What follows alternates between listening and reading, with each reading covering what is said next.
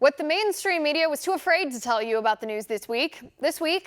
Well, the mainstream media obsessed over liberals protesting First Lady Melania Trump cuddling sick babies at the hospital. Here are the things that happened that really matter. 7-year-old James Younger, the Texas boy whose mother tried to force him to transition to a transgender girl named Luna, chose to go to school dressed as a boy and wanted to be called James, after a judge ruled that neither the mother nor the father could make that decision for him. James was allowed to decide for himself.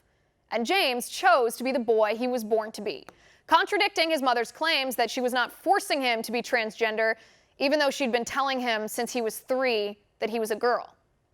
But did the mainstream media report this to you? No. If you do not watch conservative media, you won't hear about this heartbreaking case of child abuse.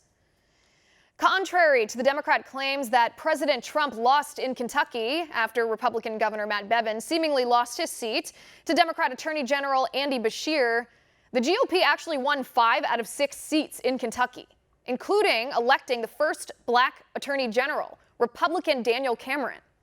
In fact, Governor Bevin himself was down by double digits, according to some polls, in the weeks leading up to the election. And in the wake of President Trump's rally in Bevin's support in Kentucky, Bevin ended up only losing by less than 1% to the Democrat. But did the mainstream media report the context of all the elections in Kentucky? Nope. The mainstream media are in the pocket of the Democrats, and Democrats want you to think Trump lost in Kentucky. Joy Behar on The View says the Democrats should not tell people what their plans are until after they're in office, and only then they should confiscate people's guns. It's a pretty serious threat, right? I think that's what we call authoritarianism. But did the mainstream media or any of the Democrat candidates condemn this idea of undermining the will of the voters? Nope. Nobody on the left said a word. Florida Agricultural Commissioner wants to change concealed carry laws to require renewal every 5 years instead of 7, and require classes every time you renew versus classes only at the initial application. This is thought by many to be a ploy for money and something that would not increase the safety of people in Florida. But did the mainstream media report to you about this power grab from the commissioner in Florida? No, they didn't.